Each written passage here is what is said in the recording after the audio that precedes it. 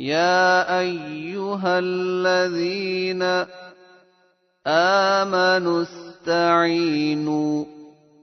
بالصبر والصلاة إن الله مع الصابرين ولا تقولوا لمن يقتل في سبيل الله أموات بل أحياء ولكن لا تشعرون ولنبلونكم بشيء من الخوف والجوع ونقص من الأموال والأنفس والثمرات وبشر الصابرين الذين إذا أصابتهم مصيبة قالوا إنا لله وإنا إليه راجعون أولئك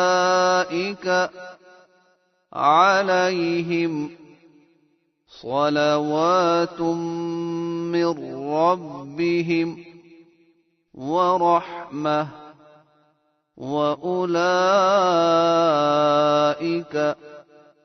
هم المهتدون إن الصفا والمروة من شعائر الله فمن حج البيت أو اعتمر فلا جناح عليه أن يطوف بهما ومن تطوع خيرا فإن الله شاكر عليم إن الذين يكتمون ما أنزلنا من البينات والهدى من بعد ما بيناه للناس في الكتاب أولئك